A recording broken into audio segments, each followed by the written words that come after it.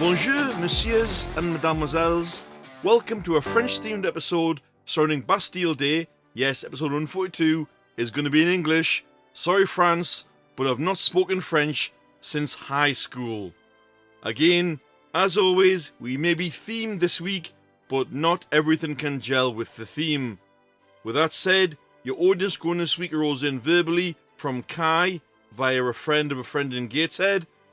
Admin Nicole has hit us with 5 facts, that's a record, for the special, as well as a story, which I'm not allowed to read until we get to it later, so it'll be another live reaction. The games this week are a version of The Hell Am I, or The Hell Is This, Yes or BS, Talking Nonsense, and the 5-point countdown. Let it begin with the first Bastille Day fact from Admin Nicole. The French don't actually call it Bastille Day. In France, 14th July is called La Fête Nationale or La 14 Juillet. The Louvre and a number of museums and monuments in Paris and wider France, such as Musée d'Orsay and Château de Versailles, offer free entrance on the French National Day. Be sure to double check entrance requirements before you visit. Brief fact, but to the point. There'll be many more later. Speaking of having a point, here I go with my groans. People who don't watch where they're going when they've got the headphones in. For some reason, it's like the music takes them out of this dimension and they become a clueless walking corpse. Be aware, you cannot walk through things or people just because you're being ignorant. Pay attention. People who tell you things at the last minute and expect you to have time. Sandra struck on this with her groan recently, but it really annoys me. It's like altering plans at last minute, trying to squeeze something in when there really isn't time. It's frustrating. You have to try and plan everything out beforehand. People who read your phone, etc. over your shoulder. Granted, I'm in public, but for cripe's sake, why not look at your own phone, or read something, or talk to someone on your phone? Yes, what I'm doing or writing may be interesting, but for all you know, it could be private. Have some decency, please. That's my groans, swept under the Eiffel Tower this week. May the French hide these groans for me. Thanks, France. Straight into a game, we keep on in the French Connection with Talking Nonsense. And no, the words won't be reverse French because that would be nightmarish. The game can only be played after the live recording, so good luck, groaners. Round 1. This dish is primarily vegetarian, but it is a delicacy in France. Your nonsense, you slip it. Pause your groaners, have a little think, answer, then unpause. Round 2. This is often used as a slight jibe at us Brits, but often isn't serious. Your nonsense is the Svitsor. Pause your groaners, have a little think, answer, then unpause. And now let us have the last round. Round 3. This is something invented in France, and without it, a lot of affected people would be worse off. Your nonsense is Lair. Pause here, groaners. Have a little think, answer, then unpause. You'll find out later, groaners, if you manage to gibber the gibberish. Was that gibber the gibberish? Maybe I'm talking gibberish, who knows? A gigantic French snail just dropped off Admin Nicole's next fact for Bastille Day fact number 2. There were only 7 prisoners in the Bastille on 14th of July 1789. These prisoners were not political dissidents in the traditional sense, but rather a mix of individuals including 4 forgers, 1 lunatic in quotation marks, James F.X. White, that's W-H-Y-T-E, and 1 individual imprisoned at the request of his family. The prisoners were freed during the storming of the Bastille. The event was important for 2 reasons. Firstly, it gave the revolutionaries access to much needed gunpowder, which was stored in the fortress. Secondly, it was symbolic as it showed the revolutionaries were turning against the absolute power of the king and signified the monarchy's reign coming to an end. Dropping more facts on you later, groaners, we stick with Nicole for Creepy Corner. Your story for this week, including live reaction, is called The Fires of Ruination. One of the fates gone for good, or so they hoped. The other now writhing on the floor in pain. As she moved her hands off her face, it revealed many holes. A searing pain and a face full of holes. This was the plague Grim and Damien gave their lives for. Vega smiled, but it was full of sorrow. As explained to Valencia, for many centuries now, it had been Grim's deepest wish to one day do the most powerful of things that death could manage. A spell so powerful and strong, it was required to have at least two to cast it. Something like that is rare and impossible, for there can only ever be one death at a time. The spell creates a brand new plague at random. One that only affects those the caster views as enemies. The cost of such a thing is every last second of life that the current death has. No one had ever been foolish enough to cast such a thing, but it was Grim's deepest wish to see what chaotic fun would be created by doing it. The Primal of Light, however, was still angry at losing Viola, and he had no remorse for this woman. Seeing the fate writhing in agony, he raised a hand towards her, blasting a beam of light to send her into the very void she created. Yet even then, reducing her to nothing wasn't enough to fix the void that now lived in his heart. Yet there it was, both the fates gone for good. It was all over now. A little anticlimactic, but it was over, or so they hoped. If Valencia had read the books Grim had asked her to, then she would have seen this next part coming. An ominous voice appeared from behind them. There were never two fates. In fact, there were three. Her face and body scarred like her sister, but she was no doubt stronger than them. Yet not even predicting what would happen. Valencia always had a plan. One thing she learned from reading all those books was that all myths and legends stem from some form of truth. So it was always her intention to create that truth. This last fate was stronger than her sisters, but she still relied on her power of foresight, something that would do her no good here. Vega took a deep breath and looked at Valencia. It's time. You need to do the thing. I know what I said, but there's no better time than now. Remember what Grim taught you? Crazy follows chaos. You are the most chaotic of all of us, Vega said. Valencia thought hard. She was conflicted. It was a forbidden spell after all, yet she knew this world wasn't meant to last. Perhaps this spell, with a brand of crazy, may just be what they need. So she did. She dug deep down inside her, feeling every last star inside her, and she summoned them forth. The one spell she was never allowed to cast, one that would pull every last star at the sky and bring them down to earth. In an instant, the Fate's void was replaced with an ink-black darkness and a sinister laugh as Valencia began to enjoy the end times. The Fate smiled. She may not be able to do much, but she knew a prison of darkness would do nothing to her. That is until the Primal of Light began to create form from the darkness. This was Valencia's ending. To create the stuff of myths and legends, she needed light to form it from darkness. Just like an artist forming creations from clay, she would have light create myths from darkness. The two primals worked together in a way like never before seen. The 12 western zodiacs began to surround the Fate, and in front of them the 12 eastern zodiacs. The very guardians of the stars and earth would be the ones to seal away the Fates. Yet the Fate only laughed. She had lived through this once before. This was nothing to her, which Valencia knew. Yet there was one more thing she found out from the books she read. She may not have anticipated this Fate's existence, but she did anticipate another's.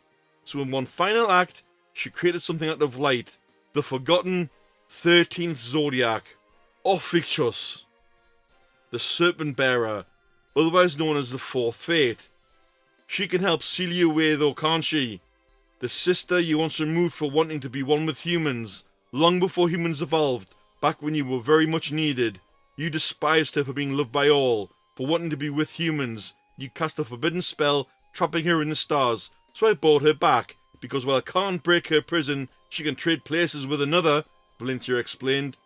The Fate quickly changed. She wanted to live. She was important. She trapped her sister in the stars to get her out of the way, but once she became a member of the Zodiac and continued to be loved, it wasn't enough, so she banished her with a forbidden spell. Now surrounded by all the Zodiac, Ophiuchus, I still can't pronounce that, sorry Nicole, was able to combine all their power and hers to trade places and banish her sister to the eternal prison she once thought she would never escape from. Free to live her life once more. She turned around and thanked Valencia for freeing her, then used her own powers to send the three to the top of the tower before making her sister take her place in that infernal prison. She then returned to the stars with her family to once more watch over the world from the stars above. A lone bench sat atop the tower, and Valencia and Vega sat down. As they looked up at the sky, they saw the stars begin to fall as the world ended. The problem with summoning all the stars at once is that you can't put them back. This was the end. Yet it was a beautiful end. Now, before it was over, she had one final job. As Vega reminded her, it was the best if she controlled only the very specifics on what she needed in the new world. Let the world create itself. As for the pocket dimensions, seal them up, but leave their worlds unharmed. If they wish to be a part of the new world, they will find a way. So she made a list from the scrap of paper stuck to the bench. For the old man, he was to be reunited with his wife and son. Somewhere in nature to watch over the deer that once saved them. Coco and Prince Dread should be free to do as they please, together with their daughter, free of any danger. Ivy would remain the mayor's daughter, but he would be different. A real father, one she deserved, possibly living close to the old man. She seemed to get along well with Fawn after all. Marianne could be free to explore with the horse she loved, to reunite them once again. Grim and Vega to live on the moon due to Vega's responsibility, and it was Grim's wish to be with him, so best to make him death once again and set up his new facility on the moon. Viola told her she had no final wish for the things she wanted she couldn't have, so she asked to be able to give as much love as she could in return. Valencia wanted to honour that somehow, but also let her be with her mother for much longer this time around. As for Damien, Valencia wanted to reunite him with his parents, but on his final wish, and the love that slowly grew between the two, she would make him a star, together watching over the new world.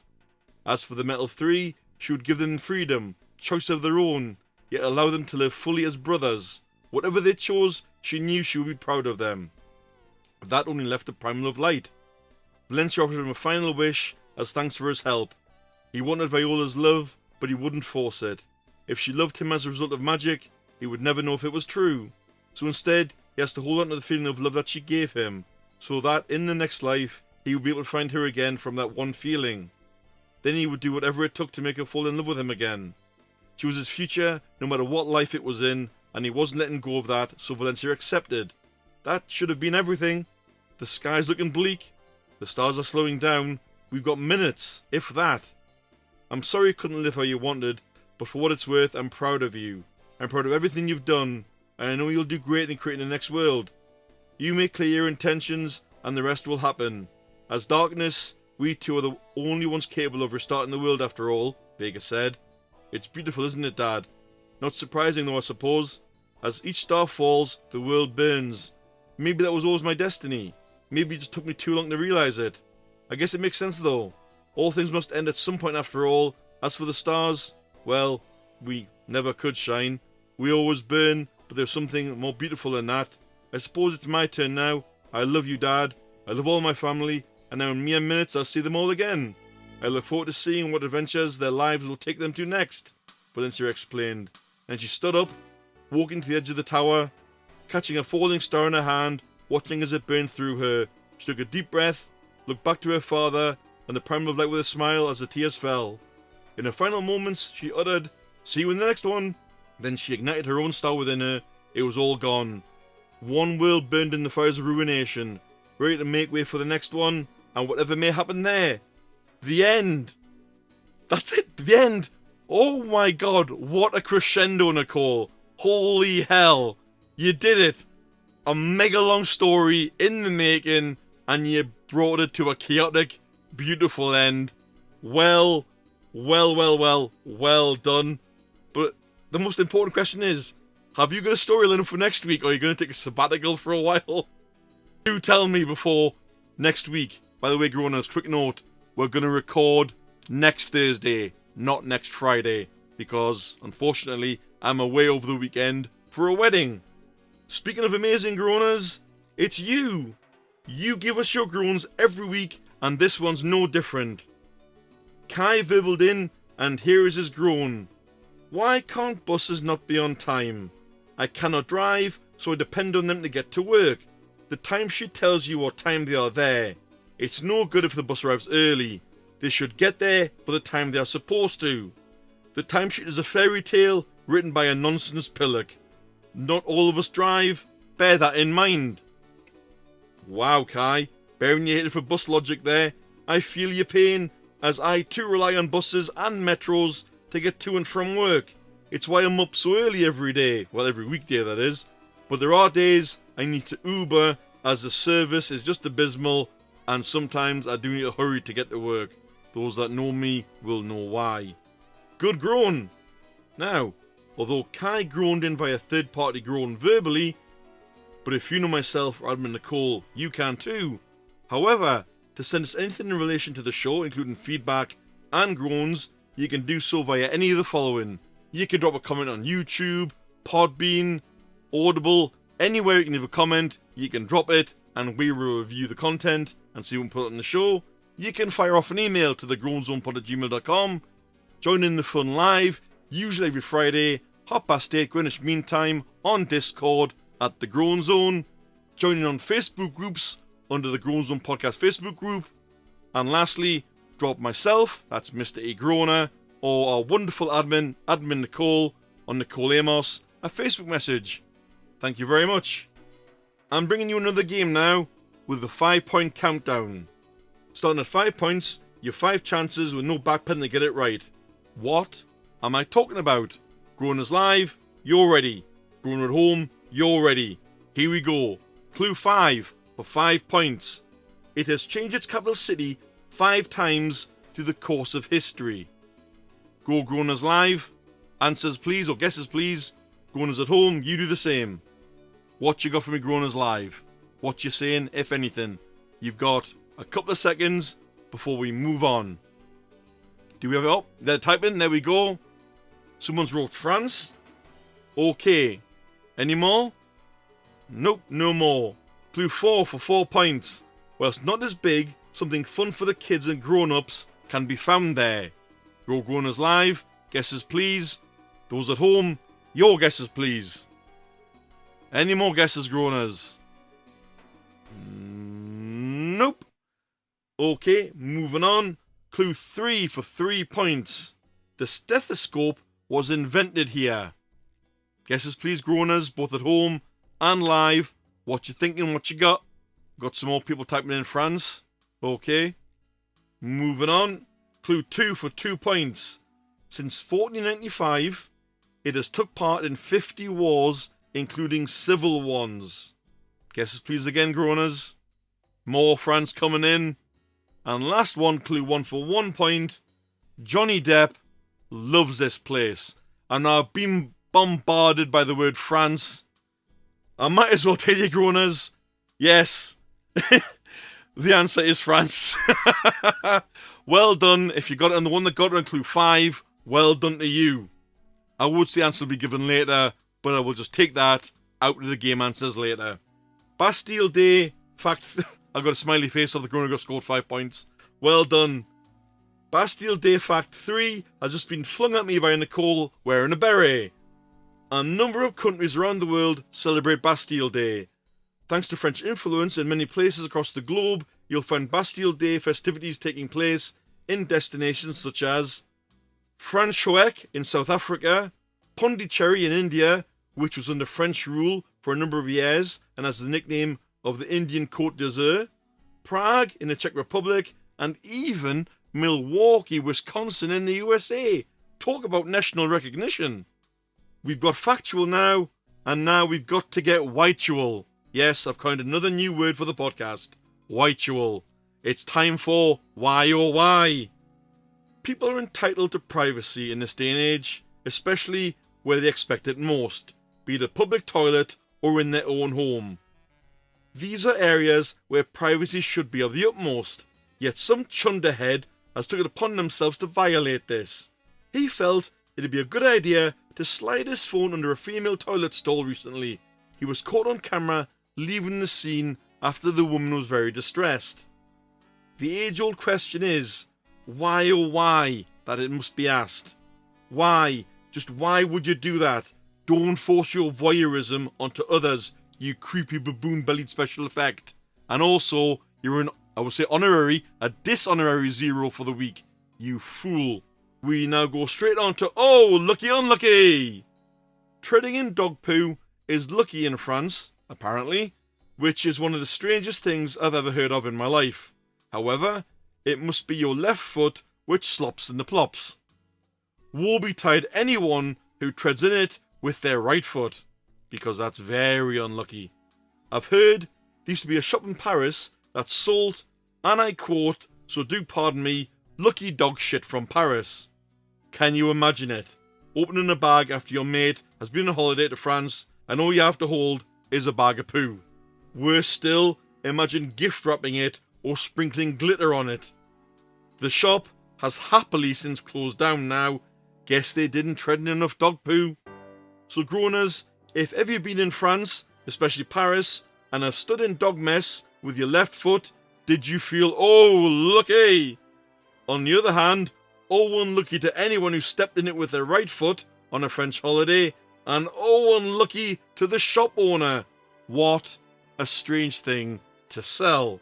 A brief Bastille day fact now for number 4, which was snugly fitted into a baguette for me by admin Nicole. The key to the Bastille is in Mount Vernon in the USA, so not actually in France anymore. Now, it has arrived. Yes or BS is upon us. 1 or 2 BS statements in a round. Avoid them or your points you made in this game only get blanked. Groaners live, you're ready because you were playing 5-point countdown. Those at home, clearly you're ready too. Here we go. Round 1, the Capital Tower died round. A. Le hexagon refers to the shape of the capital city of France. B. In France, you can legally marry someone who has died. Or C. The Eiffel Tower is a permanent monument. Go groaners live, guesses please. Those at home, chuck them up. The majority of groaners have gone for B's there. Any more? An A and a C. A kind of a spread, but we'll just say a mass choosing for B. Any more? Nope, that's it. Round 2. The 40,000 wrong croissant round. A. There is a wrong way to eat a baguette in France. B. 40,000 tons of snails are consumed by the French annually. Or C. Croissants were invented in France. Go groaners live. Answers please. Those at home, you know what to do. We have a split. A's and C's. Oh, I'm enjoying this. Oh, more A's and C's and a couple of B's. Right then, moving on. Round number 3, the prime food war round. It's got nothing to do with Transformers. A. France only has a prime minister. B. Wasted food that is edible but thrown away is illegal in France. And C. Camouflage was first used by the French military in World War I. Go groaners live, answers please. Those at home, you know what to do. We have A's coming across the board. Loads of A's. A B and a C, oh, another C and a B. Okay. How do you think you did, groaners? Oh, you'll find out soon enough. We now have our hero and zero of the week. I'll be brief on the zero. An Austrian man has been charged with attempting to smuggle a corpse after Croatian police stopped him with a dead woman who was sat next to him in his car. Words cannot bring me to just what the hell, man? What were you doing, you strange person? For that kind of act, you are definitely both insane and a zero. I think you'd be a bit too late to get a medical help. What were you thinking? And now on to our hero. This week our hearts and hero tributes go out to former MMA fighter Ben Askren. He has survived a serious staph infection which has had him on life support for months. Unfortunately, the staph infection brought on a serious lung rupturing case of pneumonia, which cost Ben his lungs. He was put on the emergency donor list in America, and one was finally found. A double hero as well, the family or person who died and donated the lungs to save Ben's life. Unfortunately, Ben will now be in deep recovery and on life-saving organ rejection drugs for the rest of his life. If you want to donate to help Ben and his family, we'll put the link to the GoFundMe in the show notes. Keep on fighting, Ben. With that being said, here comes our last fact from Admin Nicole for Bastille Day. After the 1789 uprising, the Bastille was torn down. Marquis de Lafayette, who had prominent roles in both the American and French revolutions, sent the key to the prison to his longtime friend George Washington in 1790. Today is on display in the former president's house, Mount Vernon in Virginia in the USA. Here's hoping you all learned something from these facts, groaners. Facts are over now, as it's Game Answers time. From last week, it's a solution to Admin Nicole's anagram anxiety. The answer is the Great New York Rapid Transit Tunnel.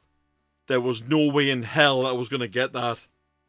The phrase, the Great New York Rapid Transit Tunnel, is not a formal or commonly used name for a specific tunnel. However, it likely refers to the extensive network of subway tunnels beneath New York City, particularly those built by the Interborough Rapid Transit Company, IRT, in the early 20th century. These tunnels, along with those of the Independent Subway System, that's IND, and the Brooklyn Manhattan Transit Corporation, that's BMT, form the backbone of the New York City subway. Caught a lot of people out there, I bet, Nicole. If you got it, well done. The 5-point countdown, I've already given you the answer. Yes or BS answers now. If you went for A in round 1, Le Hexagon refers to the shape of the capital city of France. False. It actually refers to the shape of France itself. If you went for B, in France you can legally marry someone who has died. This is unbelievably true, but it has to be special circumstances, and I don't want to know what they are. And no, I'm not going to look it up. C, if you went for this one, the Eiffel Tower is a permanent monument. You're wrong. It was initially intended to be a temporary structure for the 1889 World's Fair. Round 2, the 40,000 wrong croissant round. You went for A, there is a wrong way to eat a baguette in France. This is true. If you eat it whilst it's upside down, it is considered very unlucky. If you went for B, 40,000 tons of snails are consumed by the French annually. You're wrong again.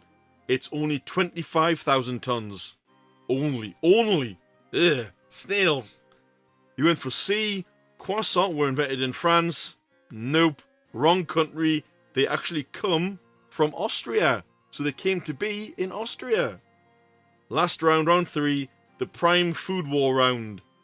If you went for A, France only has a prime minister. This is false. They also, like America, have a president. If you went for B, wasted food that is edible but thrown away is illegal in France. This is true. It's against the law to throw away edible food. If you went for C, camouflage was first used by the French in World War I. This is completely true. Sorry, groaners, if you got blanked.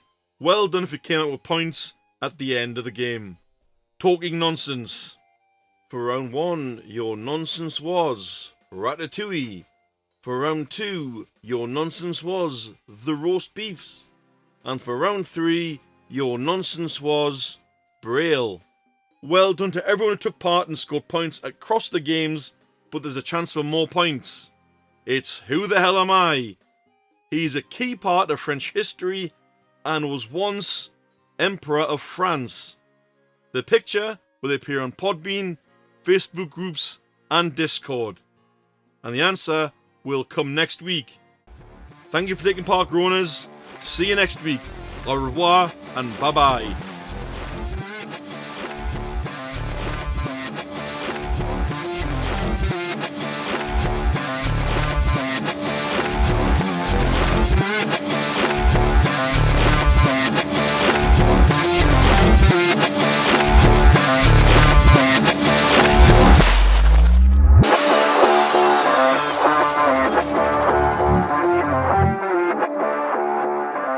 She may not have the forgotten, and could it be, and I can't read. I can't speak. She was his future. No. She was his future no matter what life was in. Yeah.